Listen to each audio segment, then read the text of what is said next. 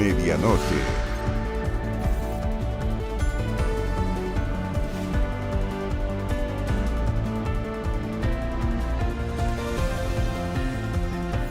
La revista Time destacó al presidente Boric en su portada a solo 5 meses de asumir en el cargo. Dice textual: el presidente millennial de Chile es un nuevo tipo de líder de izquierda, aseguró en su titular el reconocido medio. En el artículo destacan que Boric se hizo conocido como un líder estudiantil radical de pelo despeinado cuando tenía 20 años. Sin embargo, la misma publicación precisa que ya no es un, comillas, agitador. Por su parte, el mandatario señaló a Time que se despierta todas las mañanas emocionado de seguir trabajando en su rol, pese a la responsabilidad que conlleva. Además, afirmó que como sociedad se debe aspirar a formas de organización que vayan más allá del capitalismo, aunque no es algo inmediato. Cuando el día termina, comienza medianoche.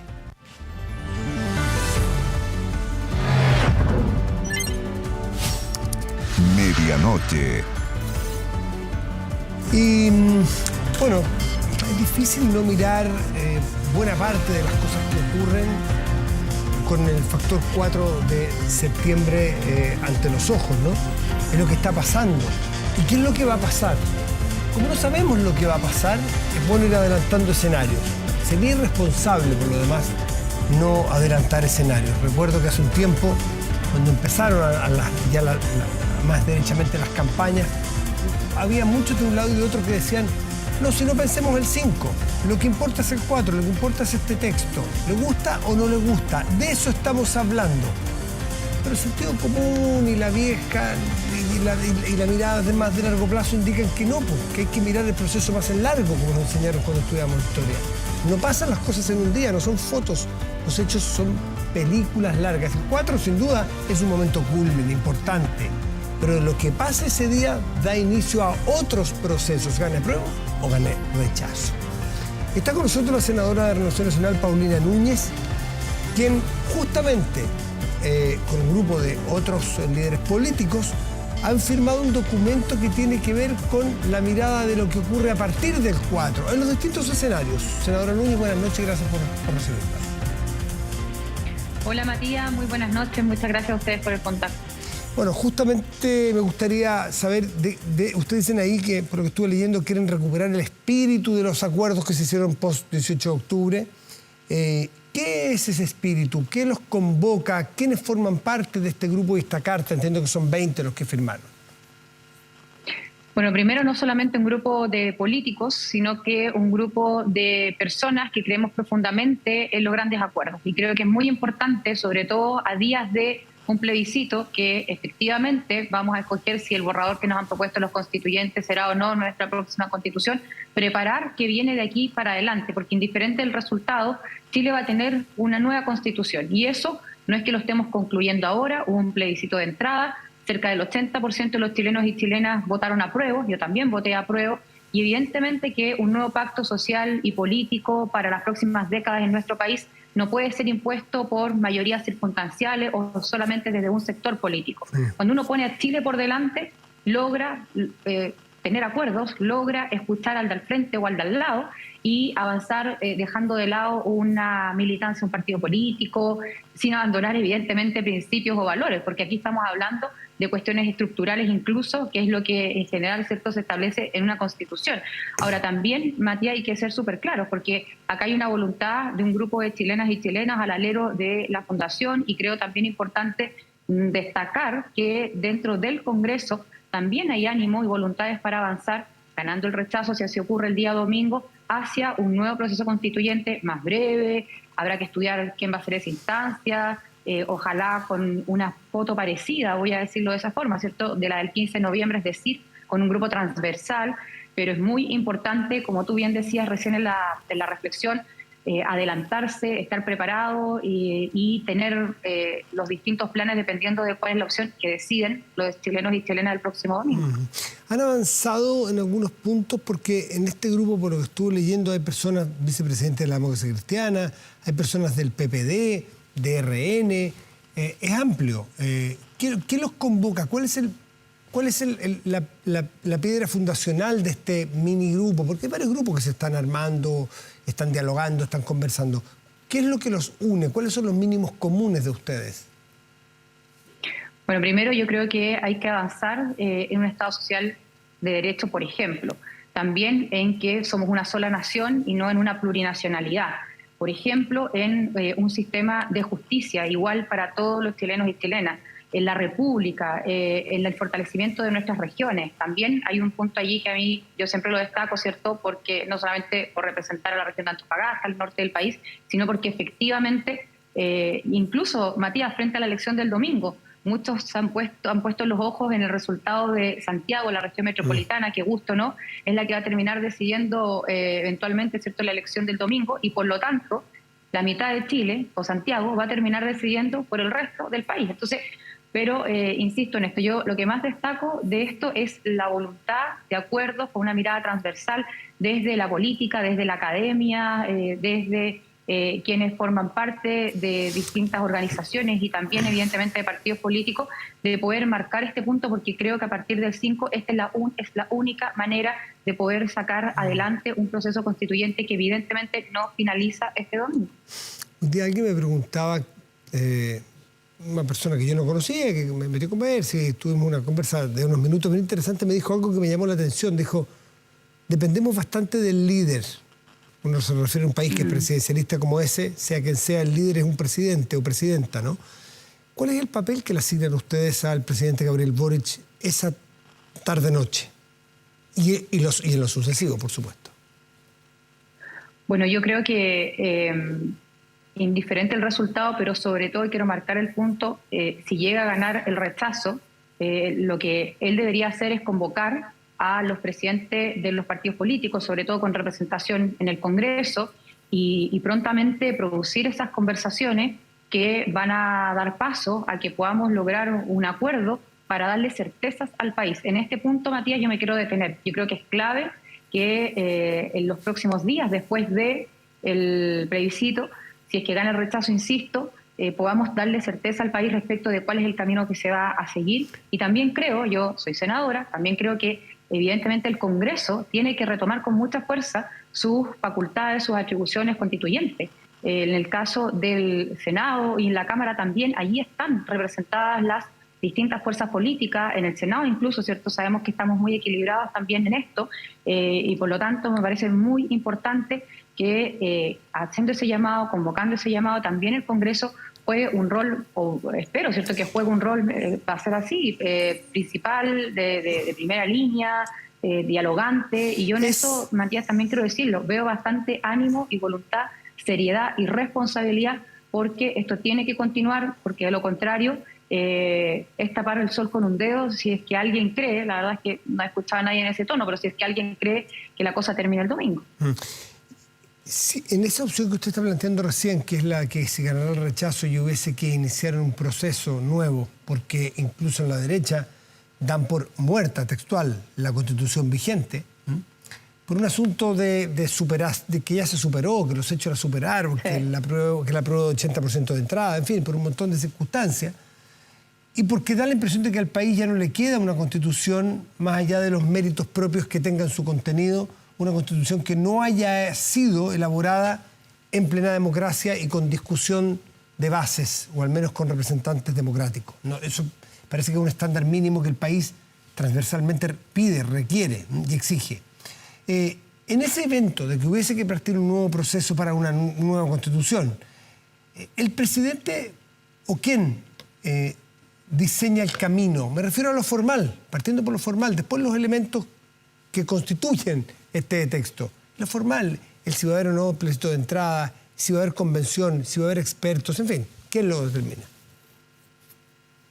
Yo creo que en el Congreso se tiene que radicar esa respuesta, Matías. Creo que allí están representadas las distintas fuerzas políticas de nuestro país. Cada uno de los senadores, de las senadoras, de los diputados hemos sido elegidos democráticamente, y por lo tanto yo creo que es el Congreso el que tiene que definir ese camino donde evidentemente el Ejecutivo, el Gobierno, el presidente, en forma súper específica, va a tener que guiar, va a tener que convocar. Yo espero que así lo haga, pero es el Congreso en donde se va a tomar esa decisión y donde además, insisto, se va a tomar de manera transversal. Por quienes han sido elegidos democráticamente y por quienes representamos a las distintas fuerzas políticas y también a los distintos territorios. En el Senado, al final del día, también se representan los distintos territorios a propósito del análisis que hacíamos recién. Yo en eso creo profundamente que tiene que ser el Congreso y también creo que tiene que darse certeza en los próximos días después del plebiscito. Eso va a ser clave, Matías, creo yo, va a ser clave. ¿Y hay tiempo para hacerlo? Darles certeza. Perdón, Paulina, ¿y hay tiempo para hacerlo o hay que hacerlo en la primera semana? Me refiero, ¿hay alguna premura para establecer rápido los procesos o los calendarios y las formas? Sí, Matías, yo creo que tiene que ser en la primera semana. Yo creo que al menos, nadie dice, eventualmente está ingresando el proyecto, ¿cierto? Que idealmente si es así, bueno, aún mejor.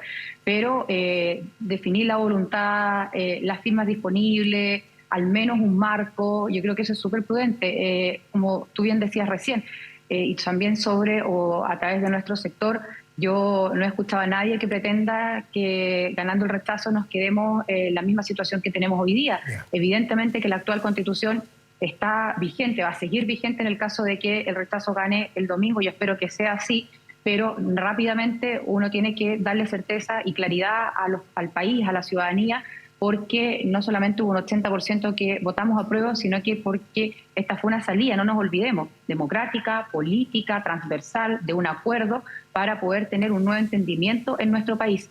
Chile va a tener una nueva constitución, pero tampoco puede ser a costa de aprobar cualquier cosa.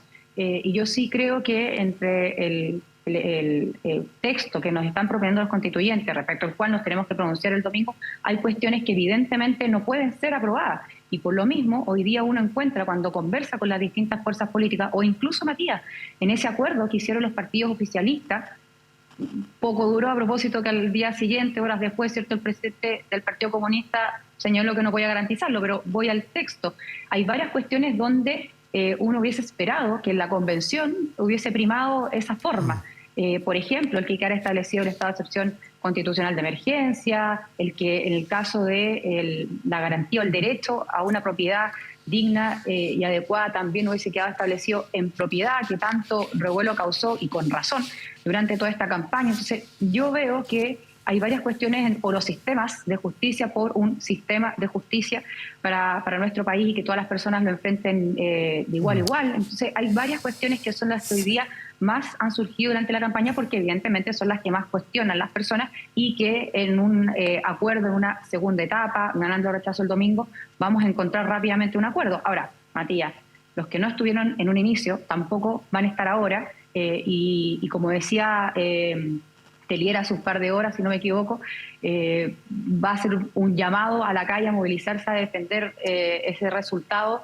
Y yo creo que no tenemos que concentrarnos en esos extremos, tenemos que concentrarnos, como lo hablábamos en un inicio, en los que realmente estamos conscientes y con una responsabilidad profunda de avanzar hacia lo que la ciudadanía al final del día nos mandató y no a cualquier costo a propósito de la votación del domingo. Paulina Núñez, senadora de RN, muchísimas gracias por esta conversación, que estén muy bien. Buenas noches. Que estén muy bien, buenas noches. Igualmente.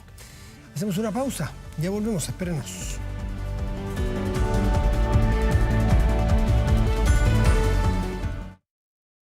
Hoy en 24 debates, la conversación estuvo centrada en el sistema político, en el proyecto de nueva Constitución. ¿Qué dice este proyecto sobre este tema en particular? A continuación revisamos 24 debates de hoy.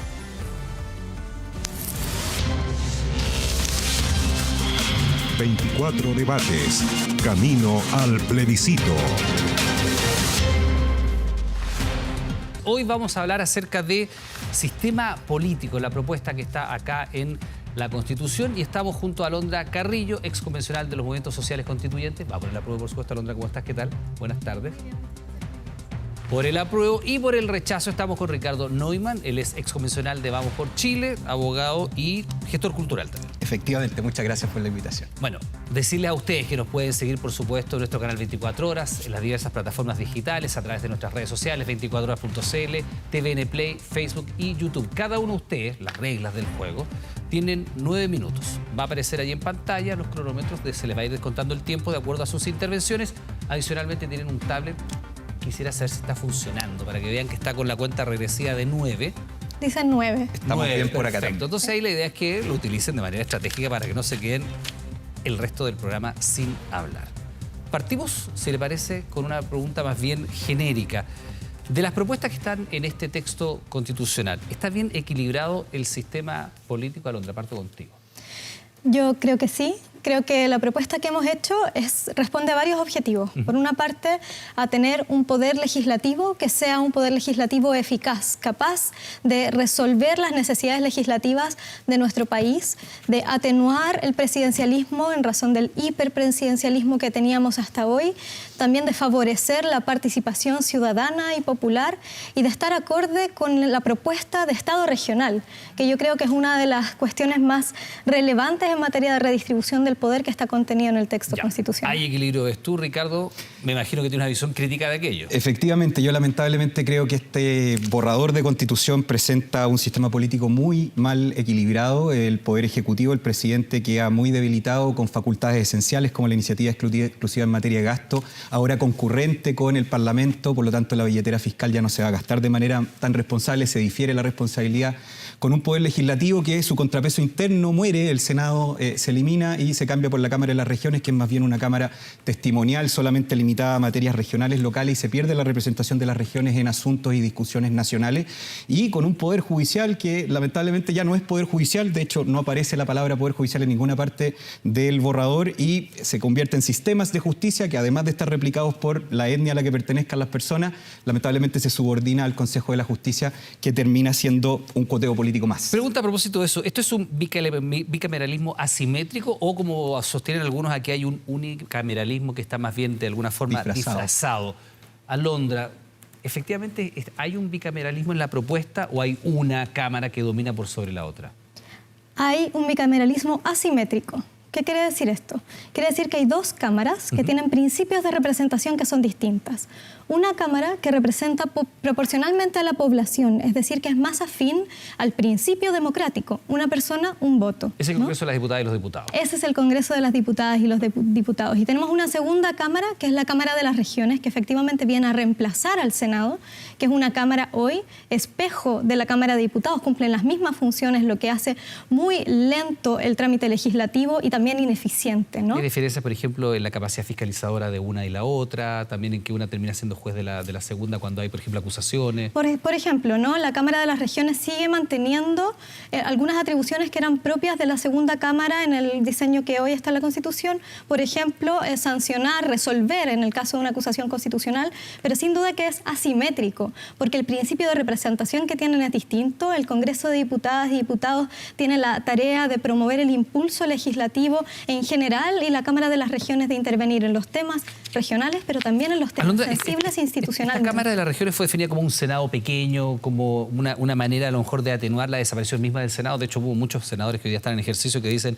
esto no sirve, o yo no me postularía allí. También se ha cuestionado, por ejemplo, la forma en que se eligen los representantes. Da lo mismo el tamaño de la región desde el punto de vista de la población, van a tener igual número de representantes. ¿No hay ahí una distorsión de la voluntad ciudadana? Justamente para evitar la distorsión de la voluntad ciudadana es que tenemos dos instancias que tienen pesos distintos en la tramitación legislativa en general a nivel nacional, ¿no? Pero lo que sí tenemos es una Cámara de las Regiones que justamente, a diferencia del Congreso de Diputadas y Diputados, no representa proporcionalmente a la población, sino que busca interpretar la mirada de las regiones, y es para eso que es necesario tener la misma cantidad de representantes de todas las regiones. ¿Esta Cámara de las Regiones suple al Senado?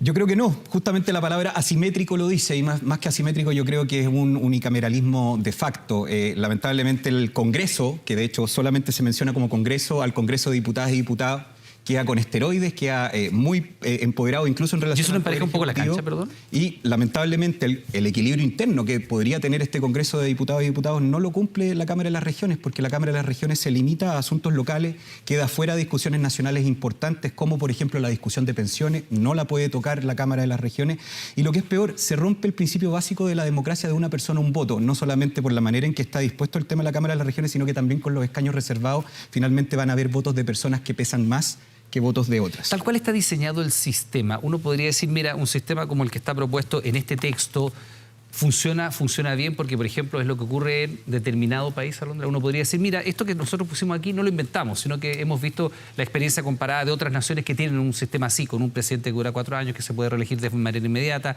con 2 cámaras que tienen funciones distintas, con representación distinta. ¿Hay algún sistema político en el mundo que uno pueda ver y que tenga este tipo de diseño?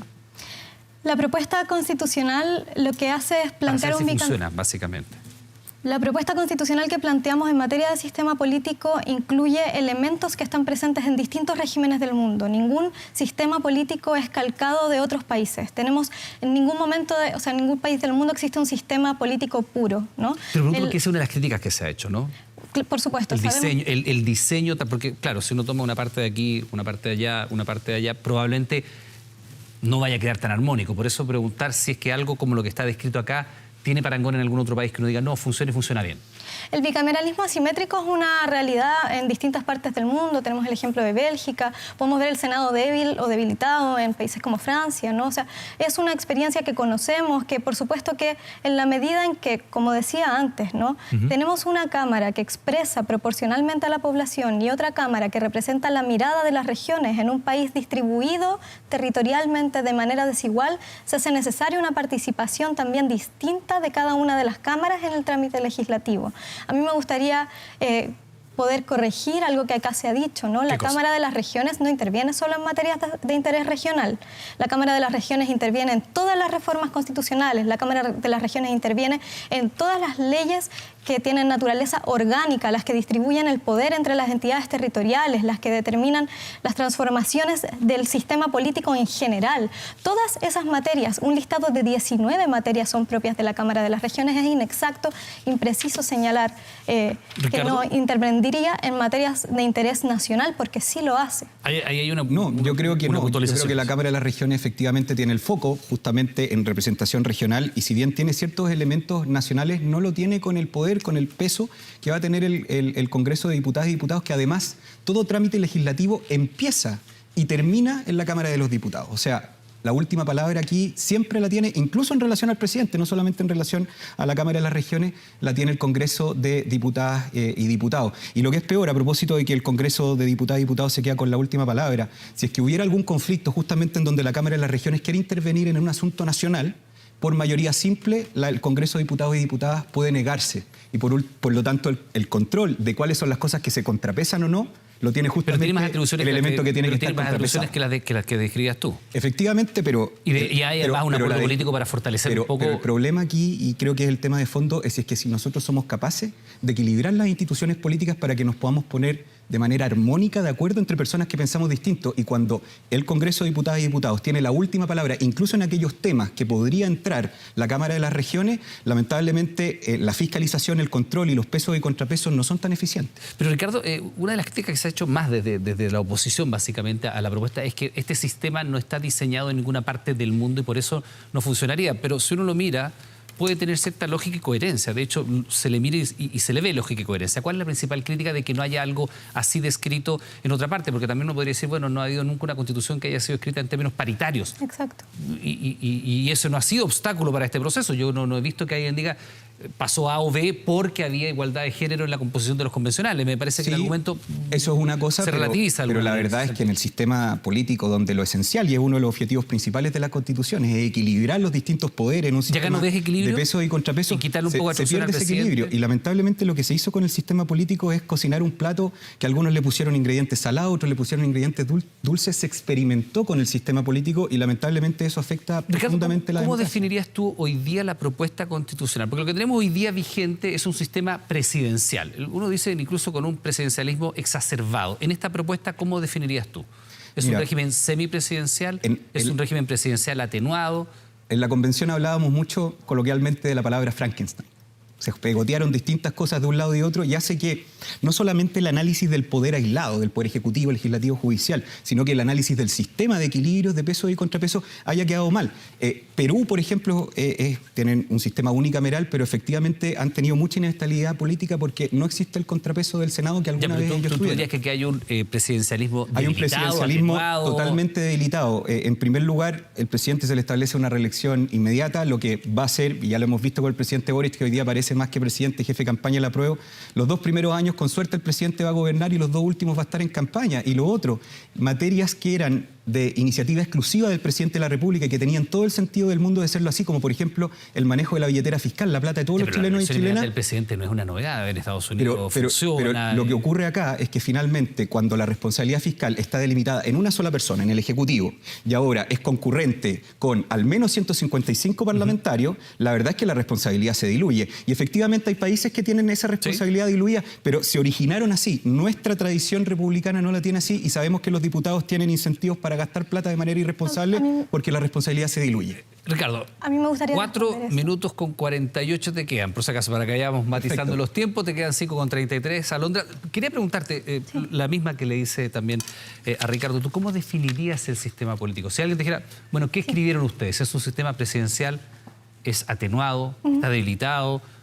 ¿Cuál es la definición que tú haces? Bueno, yo creo que las etiquetas no necesariamente permiten definir las cosas, ¿no? Pero sí permiten tener algún marco de referencia. Y yo creo que es muy claro, y así ha sido señalado en general cuando ha sido presentado esta propuesta de sistema político, que tenemos una propuesta de presidencialismo atenuado, es decir, se mantiene la figura presidencial que tiene responsabilidad exclusiva respecto de la billetera fiscal. Y aquí me gustaría explicarle a la ciudadanía por qué no es cierto lo que está diciendo Ricardo Neumann. ¿En qué consiste la propuesta de concurrencia presidencial necesaria? Con un ejemplo. El ejemplo es el proyecto de postnatal de emergencia que ocurrió durante la pandemia. Durante la pandemia se intentó impulsar un proyecto de postnatal de emergencia, pero no se podía empezar a discutir en un contexto extremadamente importante para ello, porque era una iniciativa exclusiva de la presidencia, la presentación de proyectos de ley que podían irrogar gasto público. Y entonces la discusión en un momento extremadamente sensible para las mujeres de nuestro país no fue si era necesario o no un proyecto de postnatal de emergencia, sino si era constitucional o no que se empezara a discutir a partir de un proyecto de ley presentado en el Congreso. ¿Y qué quiere decir la concurrencia presidencial necesaria? Que se puede empezar a discutir un proyecto de ley que irroga gasto.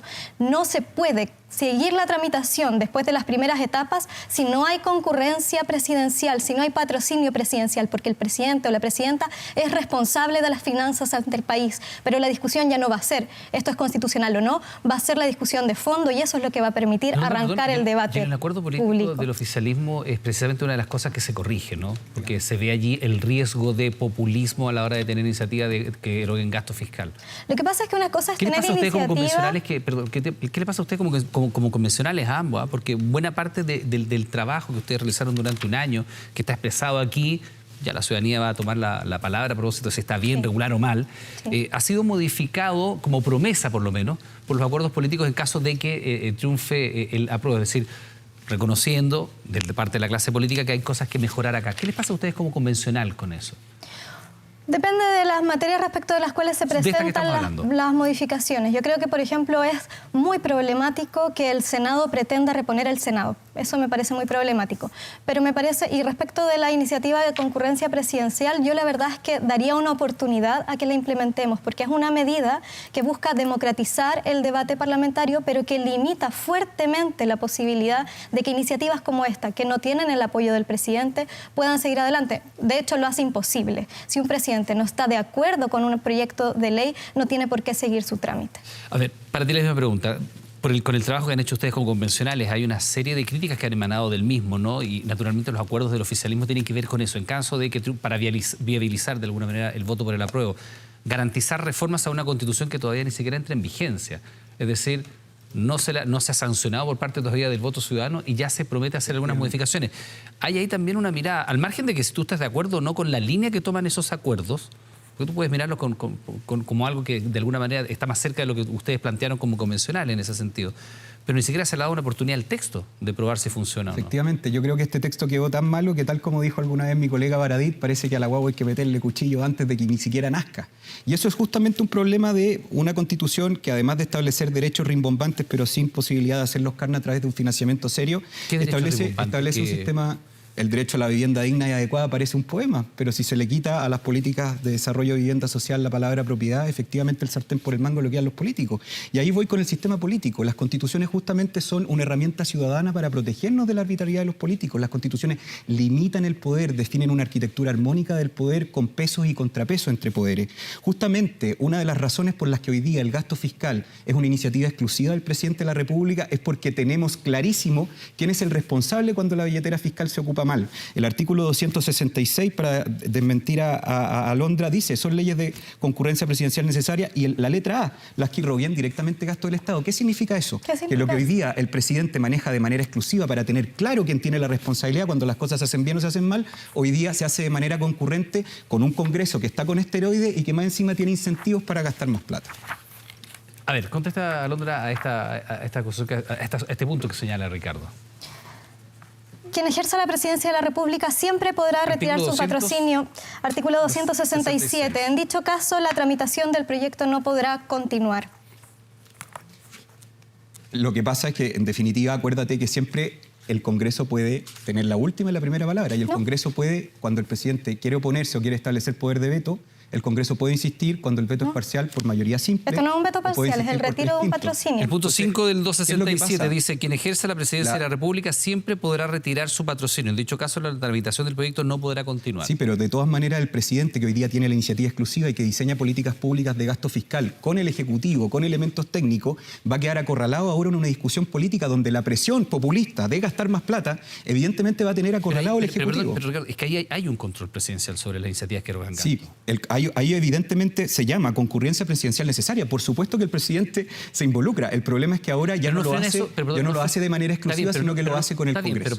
Pero puede frenar de alguna manera ese riesgo de populismo en el gasto, porque efectivamente la tentación de prometer proyectos de ley o iniciar la tramitación de proyectos de ley que signifiquen gasto fiscal y que signifiquen un beneficio directo, sobre todo en épocas previas a las elecciones, puede estar presente ahí. Pero si es el presidente el que tiene la facultad de retirar el patrocinio, tiene la facultad y con eso frena una iniciativa que pueda tener un origen claramente populista. Tiene la facultad, por ejemplo, de frenar porque... No sé, seguir promoviendo los retiros de fondos en estos momentos, por ejemplo. Y yo creo que aquí nos estamos topando con Alondra, porque efectivamente al ser una concurrencia presidencial necesaria, el presidente concurre y tiene la facultad de frenar.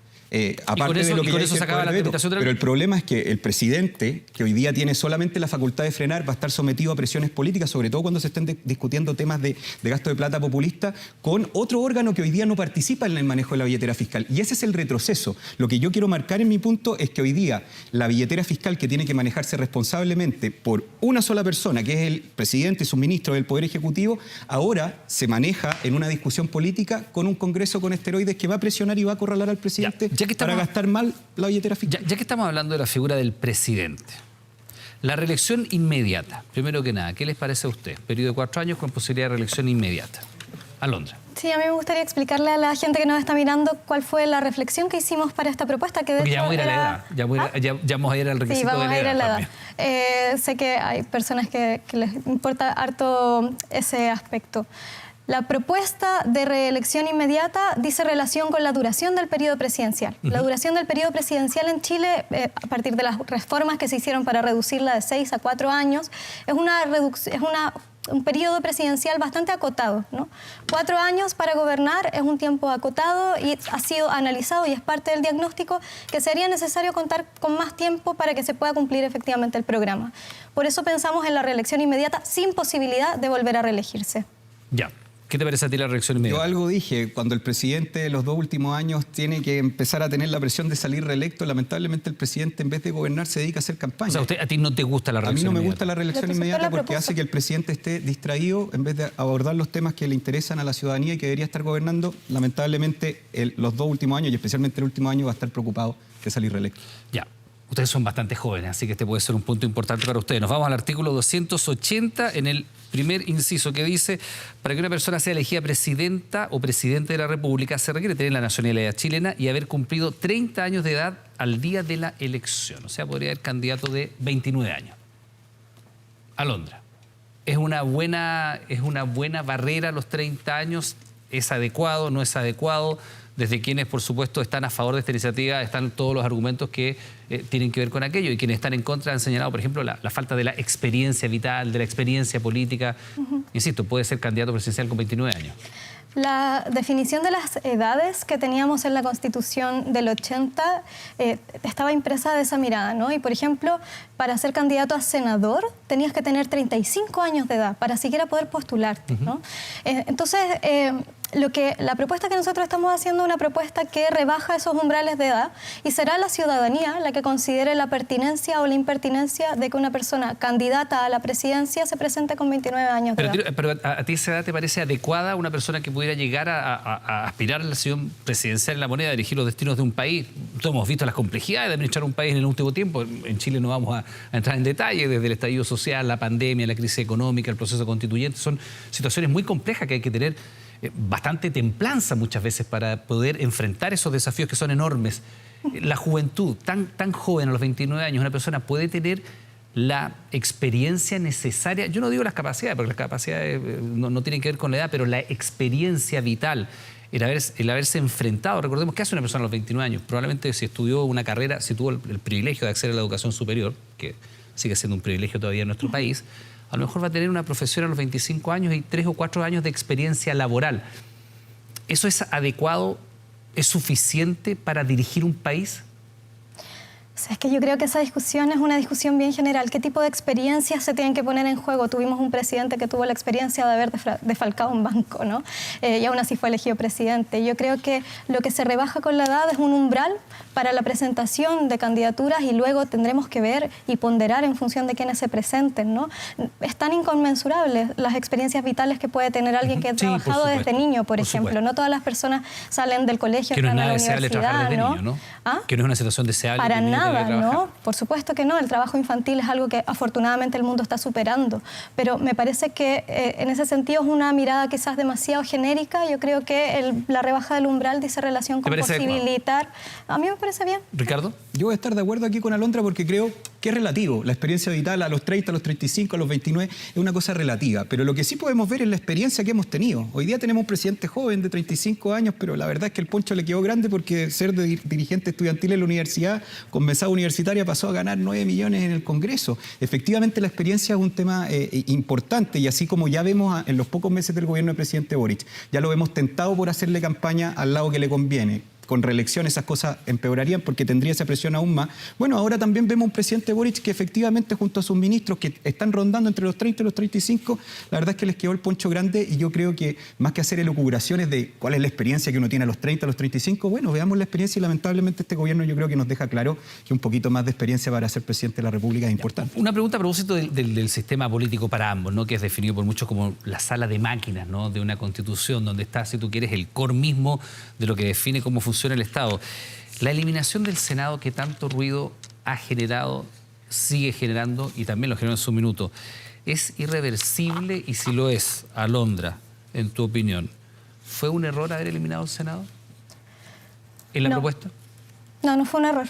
Me parece correcto. Me parece que es necesario que podamos definir un sistema político adecuado para el Estado regional que definimos. La Cámara de las Regiones tiene ese propósito, tiene el propósito de superar la organización de cámaras de espejo y poder darnos una segunda cámara que pueda representar la mirada de las posibilidad de que los regiones. propios senadores vayan a reponer eventualmente la existencia de... Bueno, son incumbentes, pero la existencia... Son incumbentes. Son incumbentes, pero eso no los inhabilita para postular esa iniciativa. Si quisieran presentarla, tendrían que tener 2/3 en ambas cámaras para poder aprobarlo o consultarla a la ciudadanía, y eso me parecería lo más democrático. Ricardo, ¿la eliminación del Senado te parece una decisión adecuada? Yo creo que al final estamos hablando de cuál es la posibilidad de reformar este texto, y yo creo que es muy difícil. Establece quórum altos, como los famosos 2/3 que han criticado los últimos 30 años como un enclave autoritario. Si se quieren bypassear los 2/3 en temas de sistema político, 4/7 con un referéndum ratificatorio, y no olvidar también el famoso candado indígena que exige el consentimiento previo, libre y informado de los pueblos originarios en las materias que afecten sus derechos. Cuando tenemos tal nivel de candado para reformar la Constitución, te pido por favor que me dejes terminar. No puedes mentir así. Lamentablemente, corregir cosas es muy difícil, y yo no creo que en esta propuesta que queda un sistema político tan desequilibrado como por ejemplo con la eliminación del Senado, hayan querido eliminar el Senado por un ratito. La verdad es que estos son cambios que yo creo que se van a quedar bastante rato, y así como la concurrencia presidencial necesaria, que ya le están poniendo un parche los mismos oficialistas porque debería quedar en manos del presidente de manera exclusiva el gasto público. Bueno, yo creo que la eliminación del Senado también es un error profundo. Ricardo, te quedan 30 segundos, a Alondra le quedan 42, tú dices no existe el candado indígena, entremos en ese punto porque también les quiero preguntar por el sistema electoral y qué pasa con los partidos políticos versus los independientes. el cantado indígena que acaba de mencionar Ricardo Neumann, Alondra. Iván, ¿tú leíste la Constitución? Sí, Tú sabes que la reforma constitucional exige 4/7 y referéndum o 2/3 en ambas cámaras. Eso fue lo que yo dije. Es falso que se requiera el consentimiento de los pueblos originarios para reformar la Constitución. Puedes ir al 191. Artículo 191, inciso segundo. 191 que lo hemos leído. Pero no es de reforma Efectivamente, constitucional. queda muy claro. Sí, bueno, léelo, pero yo después voy a... Queda muy claro, y hay un tema también importante, que cuando el tenor de la norma es claro, no se puede consultar el espíritu y empezar a hacer lucubraciones, qué tanto. Acuérdense que también el consentimiento indígena fue uno de los elementos que han estado en la palestra muy criticados. Entonces, a mí me parece que dejarle a un segmento de la población definido por etnia el poder de veto máximo a posibles reformas constitucionales me parece que es un poco excesivo, y deberíamos tener ciudadanos de primera categoría en general y no de primera y segunda categoría. Ricardo, ocupaste tu tiempo. Alondra Carrillo, si quieres replicar lo que acaba de señalar Ricardo Neumann. A mí me gustaría remarcar que una de las cuestiones más importantes de las transformaciones en la estructura del poder y en el régimen político es la introducción de la democracia paritaria.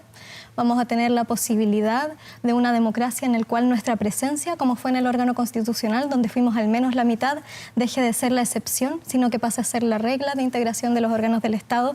Y a mí me parece que esa es una de las mejores noticias que trae la Constitución para Chile. Bueno, Alondra Carrillo, exconvencional, Ricardo Neumann, exconvencional, a ambos, como por supuesto, muchas gracias por estar junto a nosotros. A ambos, muchas gracias. Muchas que estén muy bien. gracias. Pausa, estamos de regreso de inmediato, espérenos.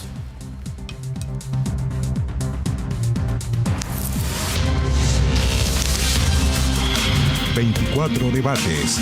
...camino al plebiscito... Y hasta acá dejamos 24 debates de hoy. Nosotros vamos a hacer una pausa y volvemos con más medianoche.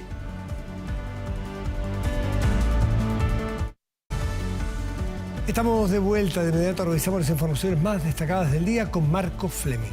Hola Matías, hola a todos en sus casas. Vamos con el resumen informativo en medianoche. El hijo del líder de la CAM, Héctor Yaitul, fue detenido en el marco de la investigación por delitos de incendio y homicidio frustrado. Vamos hasta la región de la Araucanía con Fernando Reyes, que tiene los detalles. ¿Cómo está, Fernando? Buenas noches. Sí, claro, Marco Fleming, lo cierto es que ha sido una jornada intensa la que se ha vivido aquí en la región de la Araucanía, luego que pasadas las 19 horas de esta tarde fuera detenido Ernesto Yaitul Pessoa, hijo del emblemático líder de la coordinadora mapuche Arauco Mayeco, Héctor Yaitul, y quien fue trasladado junto a otras dos personas desde la zona de Tirúa, de la zona costera de la región del Biobío, hasta la región de la Araucanía, específicamente hasta el consultorio Miraflores de Temuco, tal como se comienza a apreciar en imágenes en medio de un operativo de seguridad verdaderamente impresionante, liderado por personal de la PDI. Fue trasladado efectivamente Ernesto Yaitul junto a otros dos detenidos, identificados como Ricardo Delgado y Esteban Enríquez, todos ellos vinculados presuntamente y según los medios de prueba que maneja la Fiscalía del Ministerio Público a un atentado ocurrido el 9 de septiembre del año 2021, del año pasado, en el fondo Punta Arenas, muy cerca de la ciudad de Los Ángeles. Así las cosas, se espera que en las próximas horas sea presentado efectivamente a los tribunales ahí en la región del Biobío, todo ello mediante sea conocido los medios probatorios que pesan en su contra. Vamos a escuchar de inmediato las declaraciones entregadas por la fiscal a cargo de esta diligencia, así como también las declaraciones entregadas por el subsecretario del Interior. A propósito de un delito de incendio, un atentado incendiario consumado y dos delitos de homicidio frustrado, las personas que están detenidas están siendo conducidas, ¿no es cierto?, a resguardo policial y deben ser controladas necesariamente el día de mañana ante el Juzgado de Garantía de Los Ángeles en un horario que por supuesto debe determinar el tribunal. El gobierno es parte en esta causa, una presentación de una querella a través de la delegación presidencial de la región del Biobío en febrero del año 2022 y por lo tanto nosotros queremos valorar en primer lugar el trabajo del Ministerio Público, que ha trabajado en un proceso de investigación en conjunto con la Policía de Investigaciones. El gobierno, al ser querellante, mañana va a estar presente en la audiencia de control de detención. Estamos evaluando todos los antecedentes para solicitar las medidas cautelares que mejor colaboren al proceso de investigación que lleva adelante el Ministerio Público. Bueno, en el consultorio Miraflores de Temuco se le practicaron los exámenes de rigor para constatar su condición física, su condición de salud. Tras ello partió raudo con una caravana escoltada por personal fuertemente armado de la PDI hasta la región del Biobío. Se espera que ya mañana se desarrolle esta audiencia de control de detención y formalización de cargos en contra de Ernesto Yaitul y los otros 2 detenidos. Estaremos dando cuenta en cualquier minuto sobre los avances en esta investigación. Adelante usted allá en Santiago, Marco. En cualquier minuto retomamos el contacto. Así será, Fernando. Muchas gracias por este contacto. Buenas noches. Y la ley Antonia se encuentra lista para ser promulgada luego de ser despachada este miércoles por el Senado. Esta y otras noticias las vamos a revisar en la siguiente síntesis preparada por Constanza Azul. Luego de más de 2 años de tramitación, el Congreso despachó la denominada Ley Antonia, que tipifica como delito la inducción al suicidio y el suicidio femicida. Por unanimidad, el Senado aprobó el informe de la Comisión Mixta, que modifica diversos cuerpos legales con el objetivo de mejorar las garantías procesales, proteger los derechos de las víctimas de los delitos sexuales y evitar su revictimización. Cabe recordar que esta moción fue impulsada tras el caso de Antonia Barra, joven que se suicidó luego de ser víctima de violación de Martín Pradenas, quien fue condenado a una pena de 20 años de cárcel por este y otros ataques sexuales. El proyecto, que busca reducir la jornada laboral de 45 a 40 horas semanales, reinició su tramitación en el Congreso. En la instancia participó la ministra del Trabajo, Janet Jara, quien señaló que la iniciativa también contempla reducir las jornadas parciales de 30 a 27 horas. De acuerdo a lo señalado por la titular de cartera, la propuesta tiene por objetivo generar un impacto positivo en la salud y bienestar de los trabajadores del país. Donde como gobierno hemos expuesto a la senadora y los senadores presentes los detalles del proyecto de ley, que busca reducir tanto la jornada ordinaria de trabajo de 45 a 40 horas semanales, así como también las jornadas parciales de 30 a 27 horas y las jornadas especiales y excepcionales. Luego que la Comisión Nacional de Respuesta Pandémica solicitara al Ministerio de Salud evaluar la posibilidad de flexibilizar el uso de las mascarillas en los colegios, en la medida que los cursos cumplan con una alta cobertura de vacunación, el organismo confirmó que revisará la situación. Sin embargo, desde el Colegio de Profesores manifestaron su rechazo por esta medida, ya que consideran como un riesgo para la prevención del contagio del COVID-19 y otras enfermedades respiratorias. 2 de la mañana con 35 minutos. Llegamos al final de esta revisión de noticias aquí en Medianoche. Volvemos contigo, Matías. Bien, Marco, muchas gracias. Buenas noches. Y vamos de inmediato a la pantalla grande de nuestro estudio. Revisamos nuestro portal de noticias y contenidos 24horas.cl, que destaca en este momento la siguiente información. 15 medidas para mejorar la calidad de vida de las mujeres. Detalles en 24horas.cl.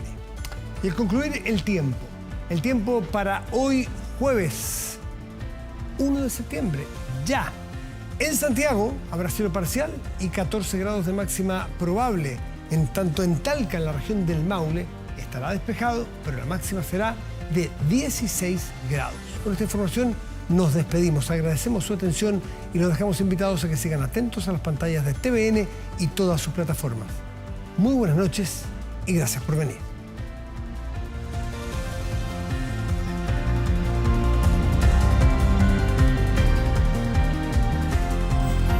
Hemos presentado Medianoche.